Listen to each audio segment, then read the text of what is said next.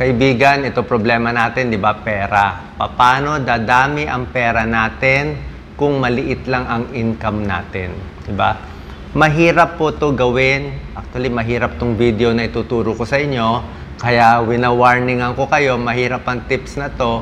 Pero nagawa ko to sa sarili ko. Minsan, ito na lang talaga ang paraan para kumita kayo ng pera. Kasi, paano ka magiging malusog? Mahal ng gulay, mahal ng ulam, wala na eh. Kailangan mo talaga kumita ng pera. Kaya nga, yan ang tinatopic ko ngayon. Hirap to ha, pero effective siya. Dadami pera mo kahit maliit ang kita. Pero bago ko sabihin sa'yo yung 5 tips ko, meron muna ako konting explanation para matanggap nyo. Kasi I'm sure marami dyan magagalit agad. Oh. May mga hadlang dito sa 5 tips ko. Kung kayo ay mayabang katulad nito, konti lang ang pera, yabang na, mahal na nung salamin niya, mahal pa ng relos niya, yan na yabang niya sa lahat, hindi to para sa'yo. Kung gusto mo magpasikat sa barkada mo lagi, hindi rin tong tips para sa'yo. Kung mas mahalaga sa'yo ang sasabihin ng mga kaibigan mo, kailangan may Louis Vuitton ka, hindi to po para sa'yo. Ang goal natin, dumami ang pera mo kahit maliit ang kita mo para may future ka, para maging masaya ka. Kung di ka marunong magpigil, yan gusto mo agad, pag meron ka nakitang pagkain o gamit, bili agad. Hindi po to para sa'yo. Pero effective siya. Tingnan mo si John Rockefeller, napakayaman to sa Amerika. Meron siyang foundation, 100 million dinonate niya sa gobyerno. Kita mo sabi niya, dapat matipid. Matipid is essential to well-ordered living. May order ang living mo. Marami nagsasabi, ang habit na pagtitipid, isang pag-aaral yan. It fosters every virtue. Patient ka, kalmado ka. It teaches self-denial. Marunong ka mag-sacrifice. Cultivate sense of order. May order Ito lang gastos, ito lang ang kita. Trains to forethought. Kaya mo mag-isip sa future mo. And broadens the mind. Tunay po yan. May foresight. Dami ko na binabasang libro. Actually, gusto ko mag-bookstore noon. Lahat ng libro, self-help book, sa pera, lahat. Basically, isa lang ang sinasabi niyan may mga law of attraction. Nabasa ko na yan. Kaya iso-shortcut ko sa inyo. Sanay po ako sa mayaman. Marami akong kausap na bilyonaryo. Sanay din ako sa mahirap. Ang advantage ko lang, kaya ko ibaba. Hopefully, with this video, ibababa ko yung tulong sa masa na nakikita ko sa probinsya na kawawang-kawawa na walang pera. Ito na, sinabi ko sa inyo, mahirap to. Pero pag ginawa nyo to, ito ginawa ko sa sarili ko. Hindi ko naman papayo sa inyo kung hindi ko ginawa sa sarili ko. Number 1, maging masaya sa murang paraan. Okay? Explain ko mamaya. Yung iba, kailangan masaya. May bag na mahal. Kailangan mamahaling gamit. Pwede kang maging masaya sa murang paraan. Explain ko mamaya. Planuhin kung kailan magpapakasal, kailan makikipagtalik, gaano karami ang anak. Ako planado ako, 2 lang. 2 lang kaya ko Siguro hanggang 3 kaya ko. Pero kung 3 anak namin ni Doc Lisa, hindi na ako gaano makaka-charity work. Explain ko, magkano gastos bawat anak. Huwag magdami ng mga partner, ng mga kabit, at mga bisyo. Kung ano man yung bisyo mo, sugal, sigarilyo, kung ano man yan. Number 4, sanayin ang habit ng pagtitipid. Habit siya Pag nahabit mo na yung gastos, lahat ng gastos sa supermarket, gastos sa kaibigan, gastos sa pagpili, nandun na Pero pag sinanay mo yung sarili mo mag-compute, yung habit na pagtitipid, matututo ka, magugulat ka, makakaipon ka. Kasi self-control. Kaya number 5, pinakamahalaga, huwag emotional. Kalmado ka lagi. Ang pag-ipon ng pera, it takes many years. Ang paggastos ang araw lang. Isang araw ka lang magwala, maging emotional, maiyakan ka, may lumuluha, nahingian ka, na-scam ka, napakabilis mawala. Magwaldas ka lang, mag-travel ka lang ng ilang lugar, napagod ka, inatake sa puso, ubos ang pera mo. Huwag emotional. Pangmatagalan to. Bakit tayo nag-iipon? Para may pera ka hanggang sa dulo, pati sa mga anak mo. Ito na yung 5 explain ko isa-isa. Katulad nito, sabi ko medyo mahirap to. Pero dapat, raising a child, tingnan mo sa Amerika, magkano ang gastos? Isang bata lang.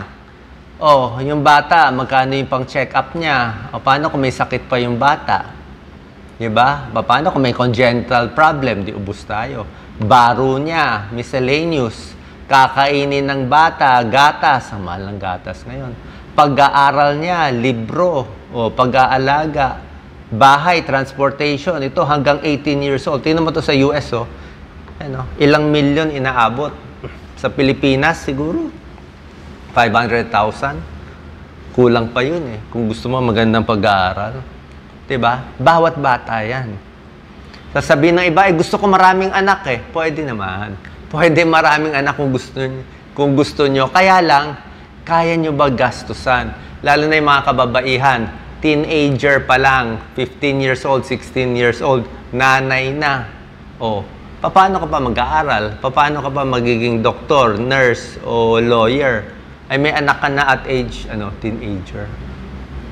Isang pagkakamali, matatapos Matatapos yung life mo Malilihis ka Kaya yung partner nyo, napakahalaga yung pagpili nyo ng partner. Kung makahanap ka ng Bill Moco na babae, kahit maganda yung babae, baka maubusan ka. Buti to si Doc Lisa, matipid So, hindi ko naman sinasabi ito talaga straight talk. Mahal to So, tingnan mo, ilan anak ang kaya mo, ilan ang plano nyo, Sabi ko, wag magagalit. Next, impulse buying. Ang dami sa kababayan natin. Nakakita lang ng pagkain sa supermarket. Wala na planning. Bili ng bili. Kaya nga sa counter ng supermarket, doon nilalagay mga sweets Kasi alam nila yung mga tao, wala nang control. Naglalabas na ng pera, dudukot doon di ba? Extra gastos yun. Self-control failure. Yan. Emotional conflict. Kailangan marunong tayong magtiis. Ngayon, pag hindi mo binili, like meron akong cabinet na gusto bilhin nung isang buwan, sabi ko, pag-isipan ko muna. After 1 week, nakita ko, hindi ko pala kailangan Mas maganda ilagay na lang yung sapatos ko sa ibang lugar kaysa bibili pa ako. Tingnan mo, Doc Lisa, spending habits ng students. Ilang percent sa gadget, ilang percent sa pagkain, sa baro, sa sapatos, sa mga bag. Ang point is, at least alam niya yung gastos niya. Di ba? Travel yung isa. Travel ba yung isa? Ito. Focus mo, Doc Lisa.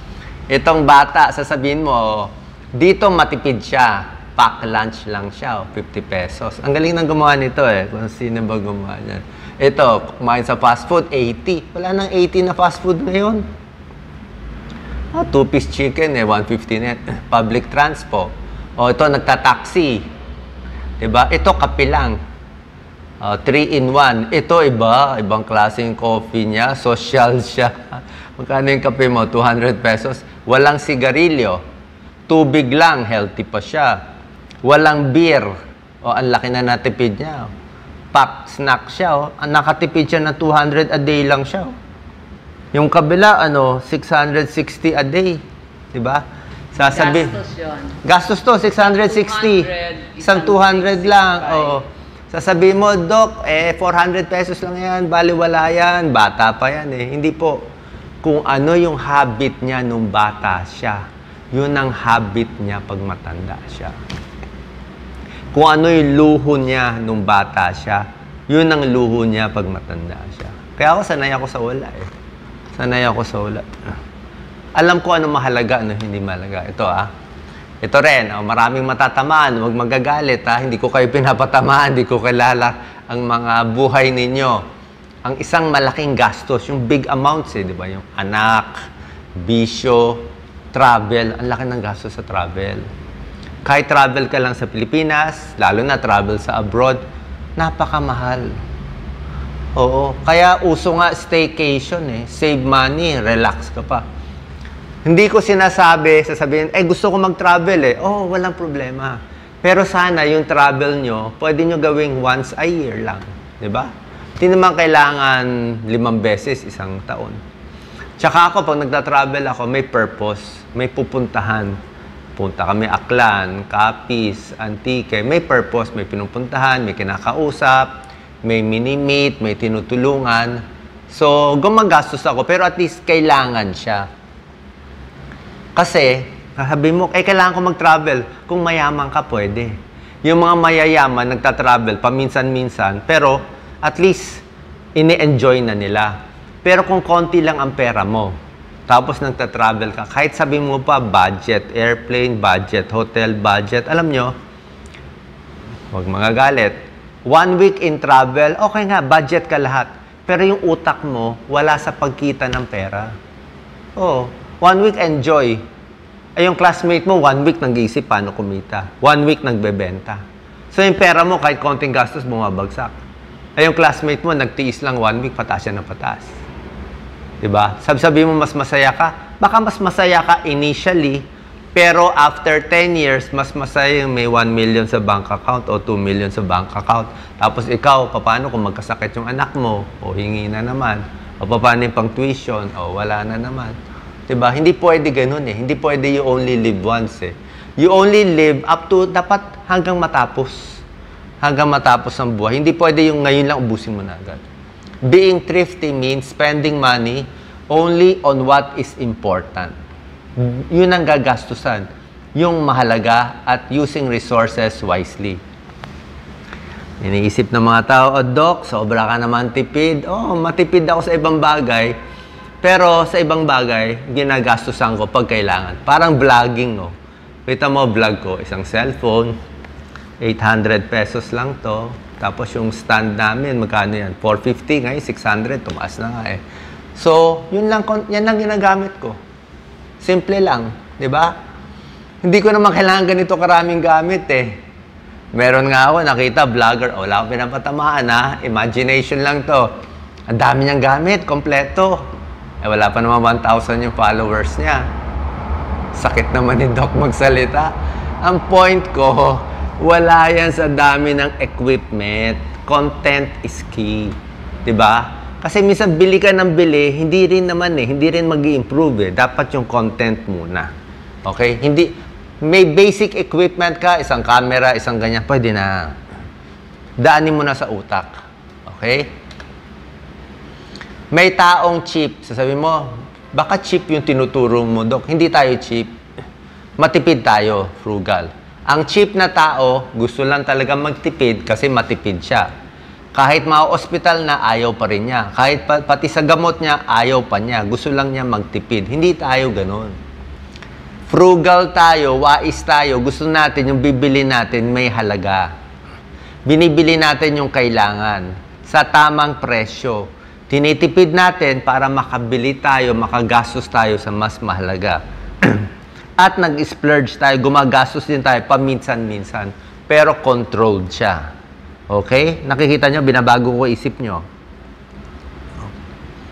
Yan, no? Why being thrifty is a good thing.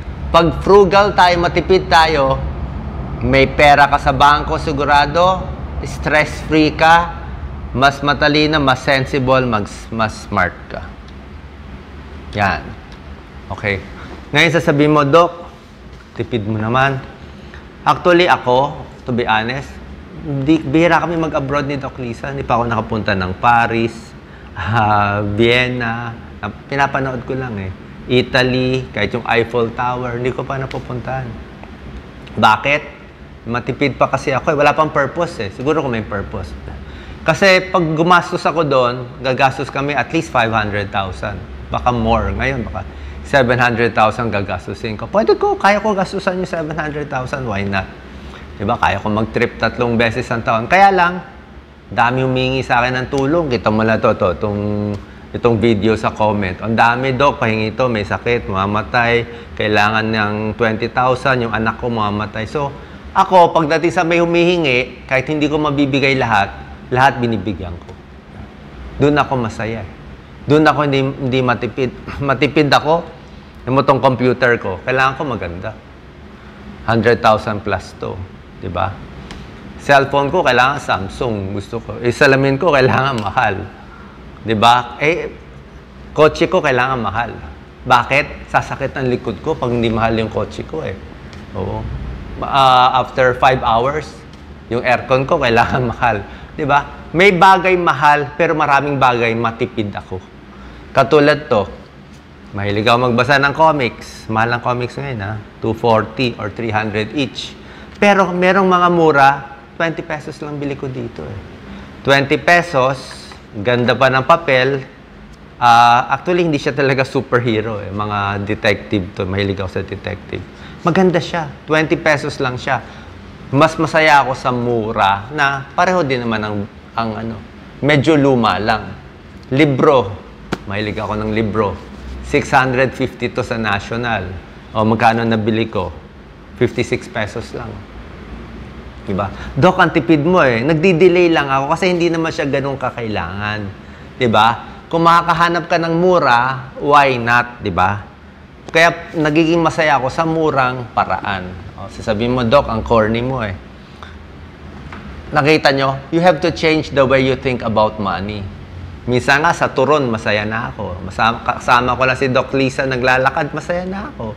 Nakakita ko yung araw, pwede na yon. Pero kung may chance, dati kasama ko parents ko, punta sila lagi Hong Kong o ibang lugar. O sama ako, di nakalibre tayo.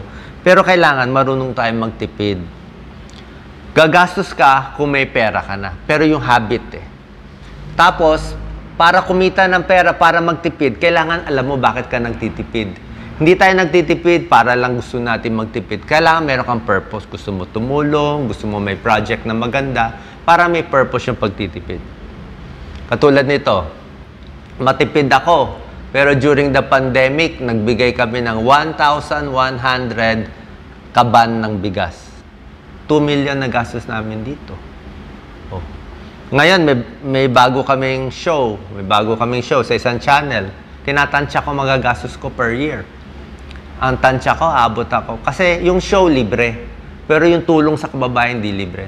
Tinatansya ko, gagastos ako mga 3 million in a year. Oh. Matipid ako sa iba, pero pagdating dun sa 3, parang wala akong choice eh. Kasi tulong yun eh. Oh, tulong yun sa mahirap eh. Dami-dami, daan-daan matutulungan natin eh. So, pagdating doon, hindi ako nagtitipid. Sa travel, sa anak, sa sarili, yung mga hindi kailangan, doon ako nagtitipid para magawa ko yung gusto ko. Kasi dito ako mas masaya. Ito, nililinaw ko. Sabi ko sa'yo, kakaiba video ko. Lahat ng turo namin sa inyo, libre. 2007, wala pang monetize sa Facebook, YouTube, nandito na kami. 15 years ago, kami pa lang nga nagbablog eh. Diba? Konting-konti lang kami noon. Diba? Sa wala akong pakialam, may pera, walang pera, gusto ko mababuhay nyo. Wala kaming binibenta o wala kaming binibenta. Kung meron kayong nakikitang product, fake po yun. Diba? Inuulit-ulit ko, fake po yun. Wala akong binibenta. Wala kaming agenda. Wala ko hihingin sa inyo. Gusto ko lang humababuhay nyo, yumamang kayo. Si God na bahala sa reward ko. Okay? Masya-shock kayo anong plano ko. O sabihin mo, didiretso ko sa inyo. Anong gagawin mo? Tipid ka ng tipid, turo ka ng turo. Anong gagawin mo? Ito lang ang goal ko eh. Okay. I'll be very honest with you. Ang buhay ng tao maiksi. Maka 20 years pa ako, swerte. Maka 10 years ako, swerte. Diba? Ang goal ko lang, pag namatay ako, at least ginawa ko lahat, bahala na si God. Kung may Diyos, baka may kwarto tayo dito. Kung walang Diyos, di wala. Diba? Pero mas long term ako mag-isip. Mas gusto ko dito. Ay, yung mga corrupt na politiko, sigurado wala dyan. Baka na dun sa baba-baba. Diba? Yun ang habol natin eh. Tanggalin mo lang yung corruption, billion-billion na matutulong. Okay? Na-explain ko na sa inyo, babalik ko sa mahalaga. Dadami pera mo kahit maliit ang kita. Masaya ako sa mura, pero magastos ako sa ibang bagay pag sa pagtulong. Pinaplano ko dami ng anak ko. Bakit 2 lang? Kaya ko mag 3 or 4. Sabi ko yung gagastusin ko sa pangatlo, pang-4, yung mga anak na mahihirap na lang tutulungan ko para may chance kami makatulong ni Doc Lisa. Bawasan ng bisyo, habit ng pagtitipid sa maraming bagay, pero doon sa mahalaga, doon ako naglalaan. Okay? At wag emotional. Diba? Wag sunod-sunod sa iba. Okay? So yan po, tuloy-tuloy lang tayo sa pagtulong. Napakatagal na nito, 25 years na to. Kasi may nagsasabi, bago lang kayo. Hindi, ito parang 30 years old pa lang ako dito, almost 27 years ago. So sana po nakatulong tong video. Yung pagtitipid, ginagawa ko to sa sarili ko, Sana magkaroon tayo ng ganung mindset. Ito lang talaga yung paraan eh. Tapos pag yan ang mindset nyo, unti-unti, yayaman kayo. Dadami yan. Pag umabot na ng milyon-milyon ang pera mo, ito pa rin mindset mo, dadami yan talaga. Alam to ng mga matatanda. Sana matutunan ng mga bata. God bless po.